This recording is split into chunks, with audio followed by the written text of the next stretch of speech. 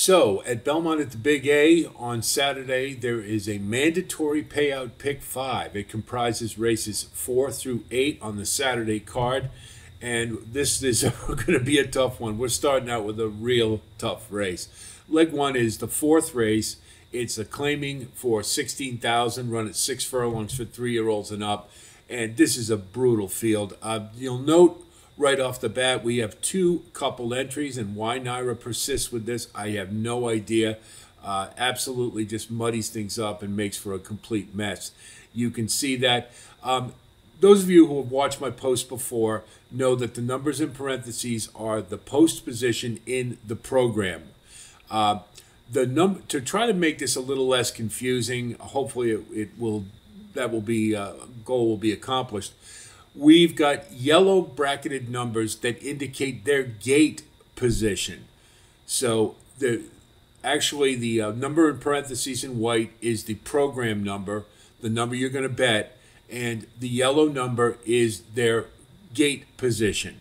So, for example, Ryan's Cat is part of one of the coupled entries at 2B, but he is in the 9 hole in the gate. Bourbon's Hope is number 4 in the program, but he's number 3 in the gate. If you don't see a yellow number like on Super Chief and Nolo Contesto, it means that if they're in the program at number 1 for Super Chief, he's on the rail at the gate. Nolo Contesto, number 6 in the program, he's the number 6 hole in the gate.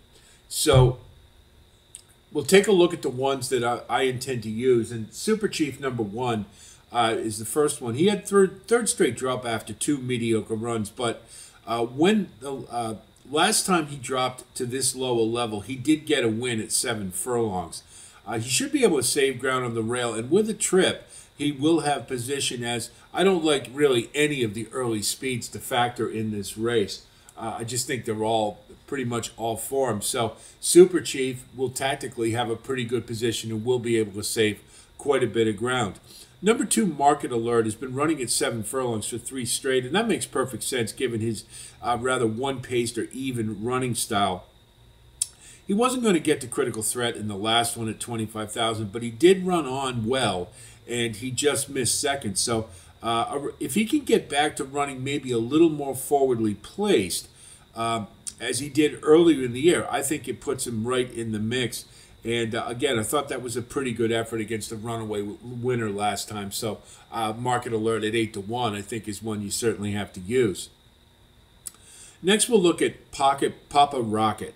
Now, this horse is dropping after a pretty good run at 25,000, where Brighter Days Ahead was just allowed to walk on the front end. He set slow fractions, and he drew off from the field.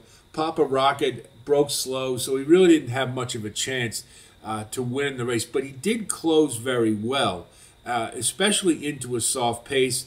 I think that was a deceptively good run. So if he gets a little more pace up front, it could set him up pretty well, and I think he'll get certainly more pace than there was in the last race. One of the things I really like about Papa Rocket, he's got really nice back class. He's running several key races, and he's coming in 3rd off the layoff with an ascendancy. He's getting a little better with each speed figure-wise at higher classes. So the concern, of course, is that he does break a little slow, but he could be dangerous in this spot, and I think you need a price in this race. And at 10-1, I think he offers really good value. So he's my pick to win, and I'm going to use him for sure. Number 5, Charging Arrow, is pretty logical here, I think. He steps back up in class after 3 straight drops, and he did win at 10,000 last time, drawing away late. It is a little odd to me that Luis Rivera didn't stick around, as he had been the regular rider for 3 straight, including a win in the last race, and he goes to ride Pogi, who I don't see much of a chance in here. But Charging Arrow is the horse, and he's in good form. And Derek Ryan is 25% first off the claim, 31% with claim repeaters. I think Charging Arrow makes a lot of sense in here. Rider Special, the appeal is obvious. It's Linda Rice coming off a layoff with a drop. The concern is the post, of course, in the 11 hole, which is not necessarily a good spot when you consider his last 2 races. He was forced 6 and 7 wide. He was able to get up for a second 2 back with a wide trip. So I think he's a horse that you can certainly use. I don't like him at 5-2 here, and I think he's got a lot of things working against him. But again, Linda Rice, it seems like a typical spot where she'll pull off the win. So we've got a pretty tough race, a definite spread race to start the sequence, and we'll keep our fingers crossed and hopefully if we can get this one home, then we'll see what happens. But this is a big obstacle to start the sequence. Leg 2 is the 5th race. It's the Sands Point Stakes. It's a Grade 2 running a 1.125 on the turf for 3-year-old fillies. And this is an interesting race because you can look right off the front and you see that there's basically lone speed in Makanga and really nobody who will really press. And that certainly makes for an interesting scenario. Makanga's cutting back after 2 straight at longer, and obviously the issue with this filly is finishing, as she just doesn't manage her speed well. She tends to be a little quick early, but she is the lone speed, and probably isn't going to get a lot of pressure up front. And without any pressures to keep her honest, she's got a puncher's chance if she could just find a way to manage her speed a little better, and hopefully Jose Lascano, for those of you who like her, can find a way to tamp it down a little bit and manage it, which doesn't seem to be. This horse just seems to be very singular in her purposes, just run as fast as she can, as long as she can. I toyed with throwing her in here because to me, this looks like the type of scenario that she could very well wire the field, but ultimately, given the fact she's burned out so many times, I'm going to let her beat me. You look at down at the next horse we'll talk about is number 6, Style Points, and I really like this horse. She's progressing nicely, including a dead heat with Deep Satin in the Virginia Oaks. She'll coming off the bench to do that, so I think better is in the offing for sure. She's going to have to be a little more forwardly placed than she has been previously, but I think she can do that. She has been successful earlier in her career running a little closer. This is a jump up in class, so it's a little more challenging, so you got to worry about maybe if it takes something away from her late kick. But I think Style Points makes a lot of sense here. You have to note that Manny Franco, of course, moves over to Spaladay, but he is the regular rider for Chad Brown, so I don't consider that a big deal. And certainly Joel Rosario is a pretty able sub, and we've seen what he's been doing on the turf this year. So Style Points is my pick to win. Price is going to be a little short, but I like her in this spot. Couple others to think about. Now, I'll just talk about Spaladay for a minute. Spaladay had every chance in the Lake Placid. She saved ground on the rail, and she still couldn't get it done. Now, that was a pretty good field. That's true, and this is a softer spot.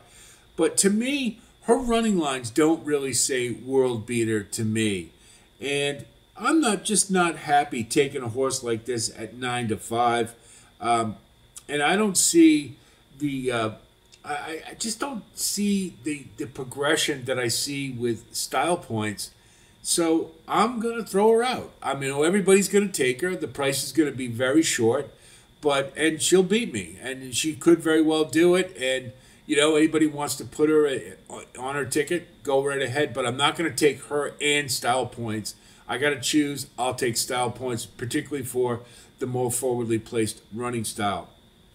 Now I want to talk about Mo Fox Given. Now draw a line through the Oaks at Kentucky Downs. That horse, just probably didn't like it, didn't want to go that long. And if you do throw that race out, now you've got a horse with good back class, including, I thought, a pretty decent 4th in the pucker up after having some traffic issues late. Once she was free, I did like the kick. And, with a little better trip, if you consider that she lost to Waves of Mischief, who I really like for the Queen Elizabeth II at Keeneland, I think this is a real sleeper in this field.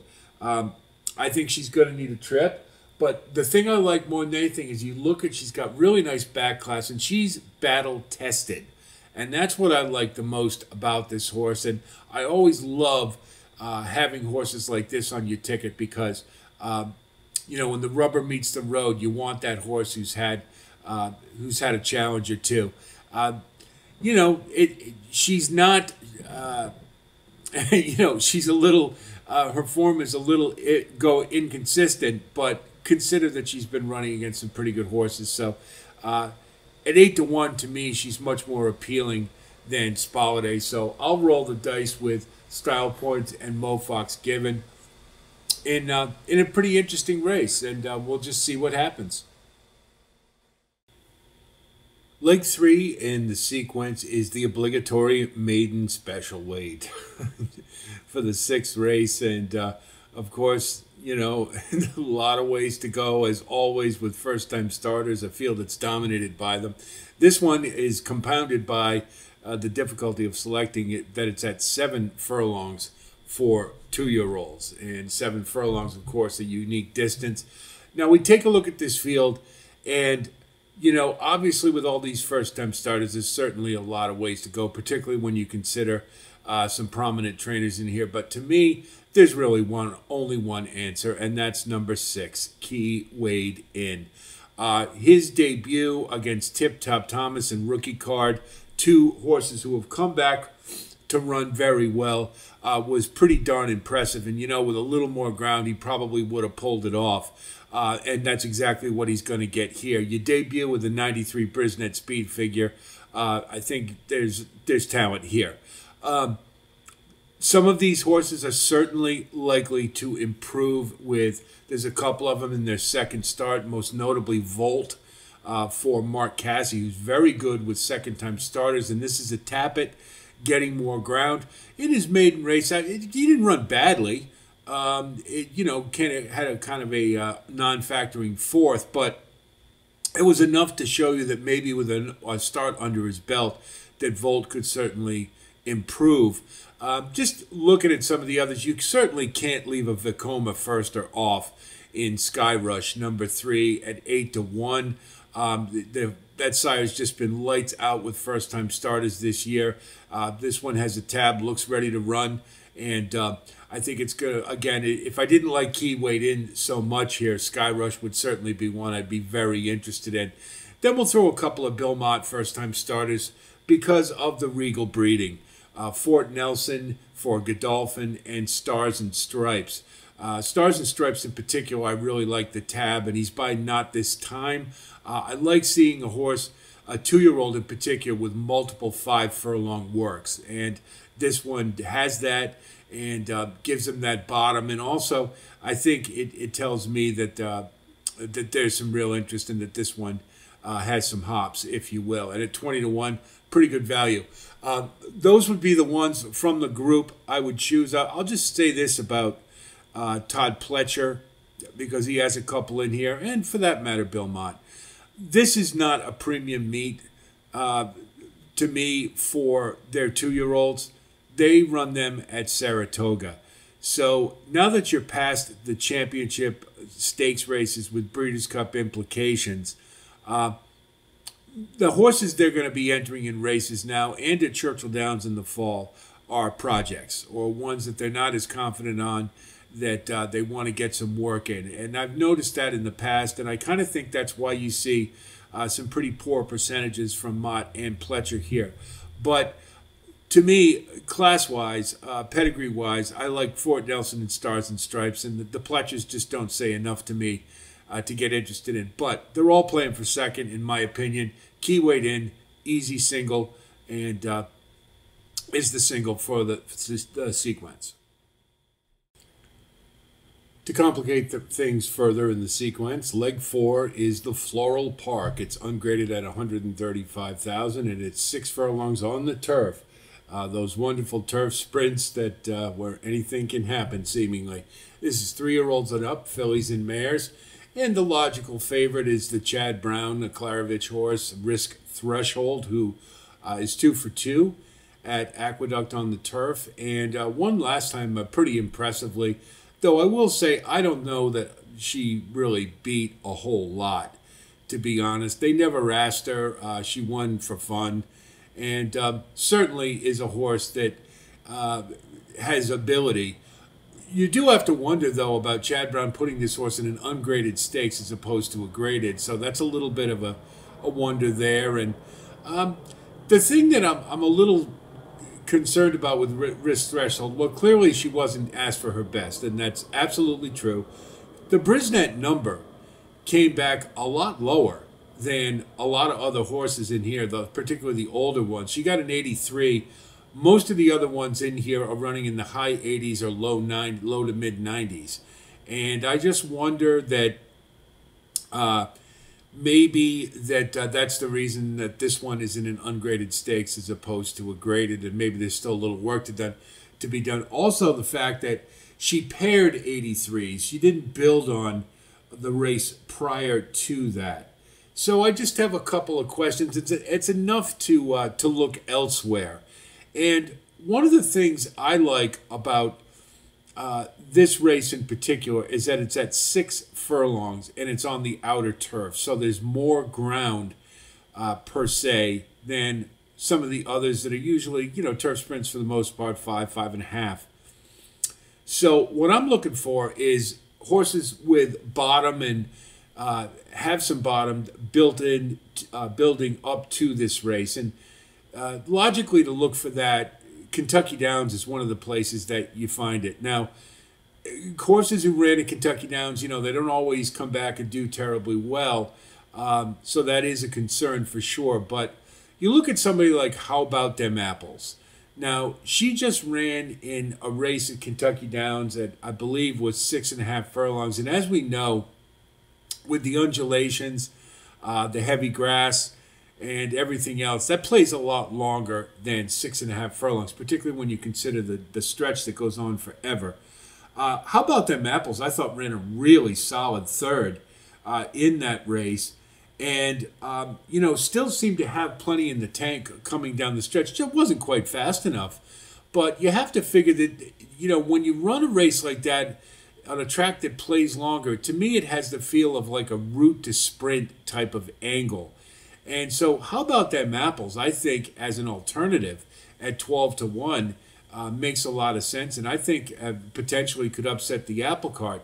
In the same vein, you can say the same for Secret Money, running at Kentucky Downs, now coming back here. This is a horse who has run longer pretty effectively, but I think now is at a distance that fits her just right at 6 furlongs. And so I think the back class and the distance work very much in favor of Secret Money, and I think she looms a very major threat here. Now, a couple others. My pick in the race is going to be Loon Cry. I think a closer at 6 furlongs makes a lot of sense here. The last race at Laurel, I thought Loon Cry showed a lot of power, is running in good form, has the highest speed figure Brisnet-wise coming into this race. And I just think is a really good fit at this distance, and I think it's going to be a late runner here, so I'll take Loon Cry. Love Appeals comes out of the same race and ran well, but just didn't quite have enough. Got a pretty good third, but was wanting in the stretch, so not as confident about Love Appeals, but the fact that she ran in the same race, I'm willing to use her here if I'm going to use Loon Cry. So, in short, to me, I think risk threshold really hasn't been tested yet. And I think this is a field that certainly will do that. And can she win this race? Of course. But at 5-2, not having any type of, her back class is a little suspect coming in here. I'm willing to try to beat her. And I think there are horses who are a lot saltier, who are going to be battle tested, and the distance is really going to work for, and they've been built up into it. So Loon Cry is the pick, but we're certainly going to use risk threshold. How About Them Apples? And Secret Money we'll use for what a race I think is a little more competitive than perhaps it may appear. So it's a pretty this should be a pretty fun race. And again, this is another tough one, I think, and so it's going to make for hopefully a sequence that this race will produce some value to top up our ROI in the sequence. The last leg of the Pick 5 is the 8th race. It's an optional claimer at $45,000 for non-winners of 3 lifetime, run at a mile on the turf for 3-year-olds and up New York breds. And of course, this is another obligatory race in a NYRA sequence, is you have to have a New York bred race with, of course, a couple of coupled entries and all kinds of also eligibles and main track onlys, which we love so much. Again, for as I did with the first race, because we have 2 couple entries here, the post positions are different than the program numbers. So if you see the white number in parentheses alone, that is the post. So, and the program number. So for Rabaha is on the rail and in the program at number 1. But Gem Mint 10 is in the program at 6, but is actually in the number 5 gate position. So, and so on and so forth. And again, I hope that doesn't confuse things. I hope that makes it clear. If you don't see, again, if you don't see a yellow number by them, whatever their number is in the program, that's their post position as well. We take a look, and there's a lot of early speed in this race. Rabaha is the one I think is probably going to make things interesting because this one has been getting faster and faster on the front end with each race and not finishing. So it seems like a horse is really kind of keyed up and not managing his speed very well. And I don't think he can win this race, but what it's going to serve to do, unfortunately, I think, is it's going to soften up some of the other early runners. Now, the ones that can survive it, I think, are Gem Mint 10, because as he proved in the last race, he doesn't have to have the lead. He certainly can go to it. And I like this horse second off the layoff. And after what I thought was a very courageous effort, running off the pace, closed very well, and it was a really tight finish amongst 4 horses. A repeat of that puts him right in the mix, and I like Gem Mint 10 here. Adelphi Racing's got a couple in here, and they have a very good shot at going 1-2. Laurel Valley, I would really like to put on top. In an open company race last time, ran a very gallant race on the front end, and this horse is able to manage his speed very well. My problem is, of course, with Rabaha, I just don't think it's going to be easy to settle. And I, for that reason, I haven't seen where this horse really can rate terribly well, meaning that he can win a race from off the pace. He can rate. I've seen him, and his running lines indicate that he can, but he just can't, he doesn't win doing it. So I think he's compromised a bit because of Rabaha, whereas I think Gem Mint 10, he can stay off of the pace and survive. So Gem Mint 10, my pick to win this after what I thought was a really nice effort last time. Let's go Big Blue. I liked as a horse at 3. And, he was, he ran in against Ramblin' Rack. He tried to give the Coach Parcells his first graded stakes victory, and then sadly he got disqualified, and rightfully so. And he's been, I don't know that he's necessarily gotten any better, but he's running well enough that I think he can factor in this race. He did keep on in that race with Gem Mint 10, and with a better trip, there's no reason he can't be involved here and has a shot to take it down. Better Lucky Than Good is just a really consistent horse. He's very good at Aqueduct, and he seems to bring it every time. I think he's going to have some pace to run to, again, with the presence of Rabaha. So I think Better Lucky Than Good makes a lot of sense here, and he's one for Adelphi Racing. So again, they have a shot at going 1-2. Lock and Key is an intriguing horse, and, if he won a little more often, I'd use him. But he just doesn't win enough. He seems to settle for minor rewards more than he does trying to get the win. And for that reason only, I'm going to leave him off. Of course, for your exotics underneath, for the exact and the trifecta, he's certainly a horse that you want to pay attention to. But for me, in this race, Gem Mint 10 is the pick, but we're going to spread. So we'll take a look at our ticket, and the first and the fourth legs, I think, are really the toughest, and where we certainly have to spread it.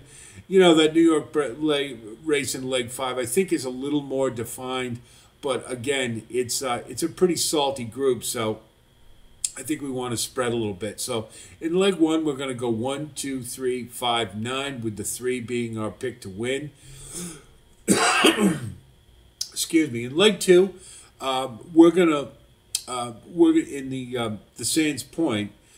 We are gonna go against Chad Brown here, but I think we've got a suitable alternative in the 6. But I want to leave a little room for the 1, Mo Fox Given.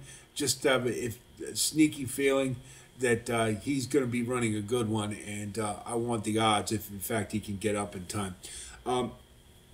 In leg 3, we're going to single key weight in. I just think that's the most logical, best bet of the day. That horse just ran a monster and a maiden, and coming back to that with probably likely to be more forwardly placed given his second start now that he has one under him. I think he blows his field away. So to me, key weight in certainly will single. Then in leg 4, the Floral Park will go 1, 4, 5, and 8. And finally, in leg 5, we'll go 4, 5, 6, and 9. So that's 5 times 2 is 10, times 4 is 40, times 4 is 160. So that's an $80 ticket on a 50-cent base. I think we've got plenty of options here. If we can get through leg 2 and 3 where we're skinny, I think we've got plenty of options and a really good shot at taking this one down. So better late than never. I know this is a little late, but this is the best I could do. I'm sorry if it's you guys wanted it a little sooner, but time only gives me so much sometimes. So I hope our analysis helps you with your own wagering strategy, and I wish you the best of luck as always. Take a look at our Maryland Million postings as well as our Keeneland Stakes play for the Queen Elizabeth II, which is tomorrow. And should be a fun day of racing, whole lot of fun stuff going on. That's it from here. I'll talk to you soon, and until then, be well.